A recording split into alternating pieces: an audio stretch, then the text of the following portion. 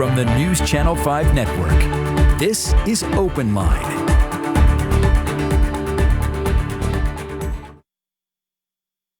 Good evening, everyone, and welcome to Open Line. I'm so glad you're with us here on this Monday. I'm Carrie Sharp, and tonight we are talking about what is happening in Metro Nashville Public Schools, specifically with COVID-19. I have two great guests joining me, and of course, it's Open Line. You are always invited to call in and let your voice be heard about what is happening with our schools. The number is on the screen, 615-737-PLUS or 7587. All right, let's get to our guest here. Up first, we have Ashford Hughes joining us. He is with Metro Schools, the Diversity, Equity, and Inclusion Executive Officer. That's quite a title, Ashford. And then we also have Christiane. She is a Metro School Board member and chair. Thank you for being with us tonight.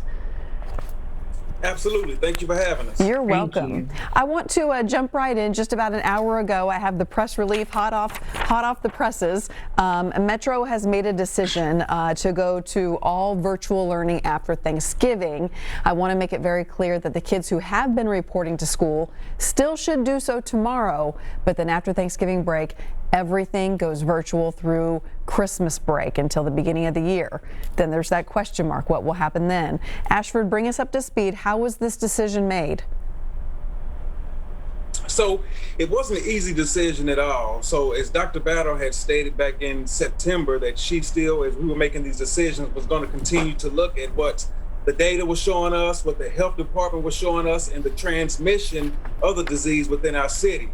Over the last couple of weeks, we've seen a steadily increase within Nashville, and we've even seen some of our surrounding counties take their school systems all virtual now as well. The data was overwhelming there for the safety of not only our students, but for the teachers and the support staff. The best thing to do between now and the end of this school calendar year was to look at how do we go all virtual. What all went into place is talking with principals, talking with community members, talking with families to let them know what was actually going on and why this decision was going to be made. Luckily, the work that we have done over the last 5 to 6 months have prepared us both on academic side as well as the social emotional learning side to be able to deal with this decision today. What's most important about Dr. Battle's decision today as well is that for those parents, those families that still need support with having to take their kid either to a daycare center or have that virtual learning, we're still going to have our partnership with the YMCA that are going to keep those facilities open for childcare for students ages 5 through 12 and for virtual learning support. So that all factored into. Let me ask you real quick, Ashford. Last time this was announced that the YMCA was going to do this, those spots filled up so quickly and people said, I can't get in. So are there spots even open for this? We believe so. We've been working diligently with the Y now to make certain that there were spots expanded. We've seen that other partners such as NASA has expanded their curriculum and their reach to have people come in and have daycare, childcare. So I think we're going to be good right now. We still are going to be working between now and next Monday to reach out to more community partners as space does fill up to see how we can continue to help our families in need. So we're talking about putting kids in different areas, daycares and these learning centers. Why is that different than just going to school? I think I go back to the health and well-being of our students and our teachers and our support staff. Again, our numbers here in Nashville have drastically increased, right? And Dr. Battle's first job is the well-being of our students and our support staff and our teachers as well. We have to make certain that everybody's health is prime and number one on our minds right now. So while it is a little bit of uncomfortability, while it is going to stretch some families, we're doing what's best right now, what the data and the health scientists are telling us to do in order to get back in the classroom. And that's why Dr. Battle is asking everybody in Nashville to wear your mask, socially distance, stay at home right now until we get this under control within our city. And I can respond to that a bit more if you don't mind. Yes, please do, Christiane. Tell us your perspective as the Metro School Board Chair. Sure. So any community partners that we work with only allow for a certain number of students. Many of even our elementary school classrooms have a cap between 20 and 25. So we could have up to 25 students in the classroom. It's a lot harder to socially distance. But if you're in a building, a larger open space, and only 5 to 10 children are allowed around each other, it's a lot easier to make sure that they're supported and healthy. Not only that, but our teachers, we really want them to dedicate their time to academic supports, to making videos, to offering supports to each other and to their students and their families. So if we have community partners that are able to help with the social distance, the safety, and make that a priority in whatever building those students are in, then the teacher is freed up to focus on academic and social emotional learning supports. Gotcha. Let's get right to the phone lines. Okay, let's get right to the phone lines as this is Open Line. Ann is on the line starting us off today. Ann, thank you for being with us. Ann, can you hear me? Go ahead. Oh, yes. My question is, I've had the pleasure of working with Dr. Battle in the past, and I really understand the thinking behind the decisions that the board has made this far. But why have there not been sessions for the parents to go at the school with the teachers giving lessons to the parents to take back to their household? You could rotate this. You could do it in small sessions. You have parents that feel totally overwhelmed that they're not trained to teach their child, and that would really benefit and help out. Great. Ann, thank you so much. Ashford or Christian, who wants to take that one? Man, I think if you look to date, we have tried to hold a lot of these sessions via application across MNPS. We've held several Schoology lessons for parents at nighttime. We've held some at the daytime. Teachers and the individual schools themselves have also been hosting these type of learning sessions.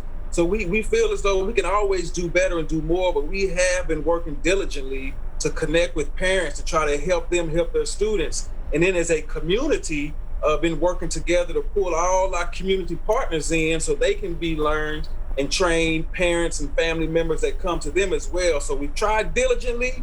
We know that we haven't been perfect, but we are doing just those things right now.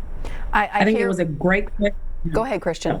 I was going to say it was a great suggestion, but yes, because only essential workers can go into school buildings, even as a school board member, I haven't been able to step foot into any of my buildings. So we're trying to keep the safety, again, a priority. So we can't do them in person, but we have the tech hubs that are outside of, I think we have 8 locations around the city where parents can come up, not just to hear about the IT supports or to troubleshoot, but also to get academic supports, to figure out some FaceTime with educators, ask about specific lessons, but we are always looking to partner better with parents. So please feel free to reach out to your teacher. Please feel free to reach out to your principal and see if there are specific questions you have or the supports that you need. We're ready and willing to offer them. I don't know if either one of you caught 60. I'm sorry, I know this delay is just awful. It's having us step all over each other. Let me ask you a question. I don't know if either of you caught 60 Minutes last night. They did a report on students that are unaccounted for across the nation, and the number was staggering. And I think it just strikes at the fear that a lot of people have of kids just going missing for one reason or another. And I wondered if our counties around here have done that count. Surely you have. And if you know off the top of your head, either one of you, how many children in Metro were unaccounted for at the beginning of the year, as in just didn't show up and should have? Well, I think when we look at those numbers, one of the reasons that we instituted this Navigator program, which is each school has multiple navigators. They are set to make certain that every student is accounted for and checked up on at least once a week. That is also the reason we formed these 4 now tech hubs to do more than just check on tech. Originally, these hubs were at 6 locations and were just supposed to be there for 2 or 3 weeks. We're extending them in that process indefinitely because we know that we need to connect and continue to reach out to community groups to reach children. When we look at those kids that were first not showing up, we looked across the lines of a lot of English learners. And that was because many of them didn't have the equipment or did not have the process to be able to log on. That is one of the main reasons we started these hubs, to connect with that community. Now, when we talk about the normal, and I don't have it right off the top of my head, when we look at the normal absenteeism rate in schools in a regular year, it's about the same. But we know right now we are doing much more. We just had a meeting last week on how do we continue to build out our asset map of community partners, because we're at the point now where we want to go community by community in a safe way and make certain that we are double, triple checking on students, on families, and asking what their needs are. Right, so we are doing this on a daily basis, and it is top of mind at every check-in that we have within not only senior cabinet, but in conversations with principals and teachers across the district. Christiane, and I'll also say, sure, that, you know, to follow up on the hot spots, you know, we had our staff, or our central office staff, made this heat map to determine what areas of town had the highest non-login rates. And so we had staff going to some of the well-known housing areas, housing developments, knocking on doors at hotels. We're trying our best to meet students where they are. I mean, we can't say enough that schools are just where community issues bubble up. We've had a lot of families be displaced, and schools were once a refuge. So we're doing as much as we can, as best we can, to try to locate students. And we ask for community members, if you know of a family down the street that hasn't been supported in the way that maybe they typically should be, or if they are at all disenfranchised, please feel free to reach out on their behalf. We can't share a lot of information because of HIPAA laws, but we're there to support. So call the school. We will connect you with someone. That is very good to know. I'm glad to hear those efforts, but just double checking here, neither one of you has a hard number of where you guys started from and unaccounted for kids and where we are today. I can give you a guesstimate. I remember we were at about 4,000 students that first month of school, and within about 2 weeks, we were down to about 1,500 students that were left. And I don't want to diminish that, because that means 1,500 babies were lost. But I mean, that was early September, late August. So I'm sure we've been able to account for a bunch more now. I'm sure we can follow up with you, though. Good. Okay, we have to take a quick break. When we come back, a lot more. Stay with us.